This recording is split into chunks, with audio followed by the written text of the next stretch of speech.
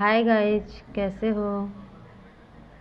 हमने कल एक वीडियो डाला था जिसमें हमने चलवासिया पशुचारण पढ़ाया था। कृषि के अंतर्गत आते हैं ये भी। तो इसमें हमने पिछली वीडियो में पढ़ा दिया है। इसके बाद हमारा आता है वाणिज्यिक कृषि। एक गहन कृषि थी और दूसरी क्या है हमारी वाणिज्यिक कृषि। गहन कृषि के अंतर्गत हमने कल की वीडियो में पढ़ लिया है। इसके बाद हमारा आता है वाणिज्यिक कृषि। इससे भी हमारे KVS में क्वेश्चन पुटअप हुए हैं, इसलिए हम वाणिज्यिक कृषि को पढ़ते हैं। इसमें वाणिज्यिक कृषि में क्या है, वाणिज्यिक कृषि में फसल उत्पादन और पशुपालन बाजार में विक्रय हेतु किया जाता है। इसमें विस्तृत कृषि क्षेत्र और अधिक पूंजी का उपयोग किया जाता है। अधिकांश कार्य मशीनों के द्वारा किया जाता है। इसके दो प्रकार हैं, कौन कौन से हैं, वाणिज्यिक अनाज कृषि, मिश्रित कृषि और रोपड़ कृषि। इसके कितने प्रकार हैं, 3 प्रकार के हैं ये।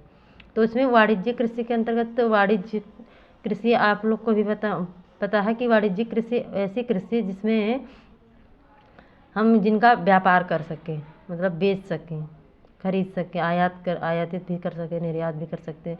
तो इस प्रकार की कृषि को हम क्या कहते हैं, वाणिज्यिक कृषि कहते हैं। वाणिज्यिक कृषि के अंतर्गत हमारी मुख्य फसलें कौन कौन सी हैं, गेहूँ और मक्का।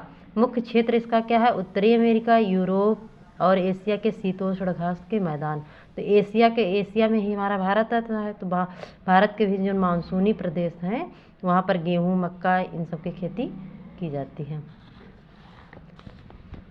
इसके आगे हमारा क्वेश्चन आता है, ऐसे क्षेत्र सैकड़ों हेक्टेयर के बड़े फार्मों में युक्त विरल आबादी वाले होते हैं। उसमें हमारा जो था थियोरेटिकल था, हमने उसको वन लाइनर बना दिया तो जिससे आप लोग को पढ़ने में आसानी हो।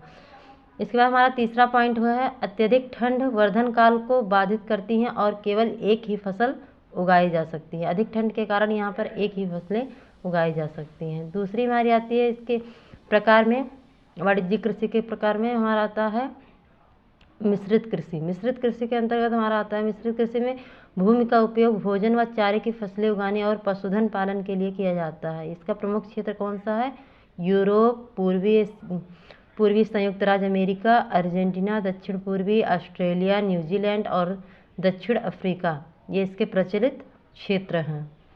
हमारा आता है तीसरा रोपड़ कृषि। रोपड़ कृषि के अंतर्गत आता है, रोपड़ कृषि की मुख्य फसलें कौन कौन सी हैं, कहवा, काजू, रबड़, केला, कपास। बस एक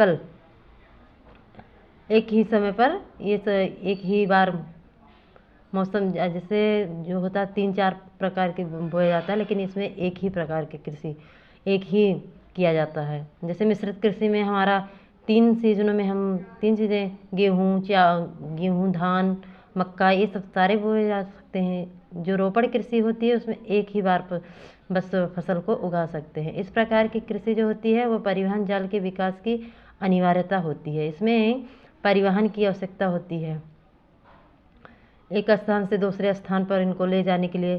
जैसे कहवा हुआ, रबड़ का उपयोग किया जाता है, लेकिन उसको बेचने के लिए एक स्थान से दूसरे स्थान। कपास व रुई जिससे निकलती है, इसको भी अगर मशीनों द्वारा इसकी धुनाई होती है, इसके बाद फिर इसका प्रयोग किया जाता है। तो इसलिए ये इस प्रकार की कृषि जो होती है वो इसमें लागत अधिक लगता है।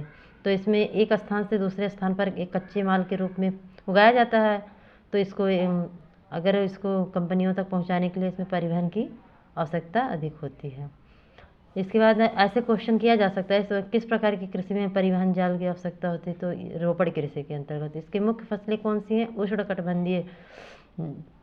इसकी मुख्य फसलें तो हमारा हो गया ये कहवा, काजू, रबड़, ये सब हुआ। और मुख्य क्षेत्र इसका क्या है, उष्णकटिबंधीय प्रदेश हुआ। जैसे मलेशिया में क्या होता है, रबड़, ब्राज़ील में कहवा, और श्रीलंका और भारत में चाय की खेती की जाती है। इसके इम्पोर्टेंट फैक्ट्स, जैविक कृषि।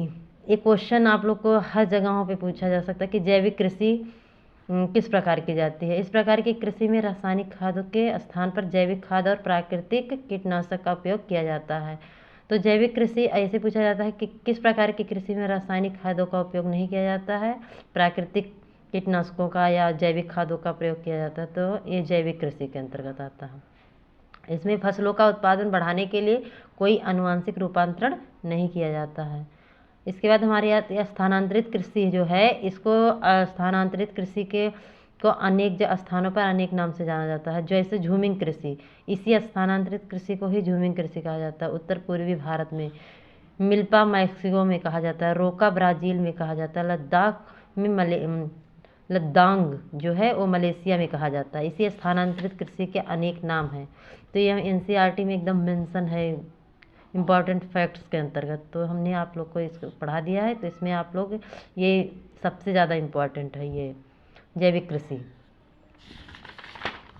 इसके बाद हमारा आता है अगले दिन, वीडियो लंबा हो जाएगा। इसमें मुख्य फसलों के अंतर्गत हमारा मुख्य खाद्य फसलें कौन सा, कहाँ पे किसका स्थान ज़्यादा है, चावल का ये भी क्वेश्चन मेंशन किया जाता है कि चावल का अग्रणी देश कौन सा है, गेहूँ का, मक्का का, और इनके अनेक अनेक नाम हैं। कपास को और अनेक नामों से जाना जाता है। किस मिट्टी में फसलें उगाई जाती हैं। तो ये भी क्वेश्चन आपको पेपर आप उठा के देख लीजिएगा, उसमें क्वेश्चन मेंशन हुए हैं। तो हमने भी पेपर देखा तो सोचा खुद तो तैयार कर रहे हैं तो आप लोग के बीच में भी डालें वीडियो। थैंक्स गाइस, अगर अच्छा लगा हो तो आगे की वीडियो भी देखिएगा।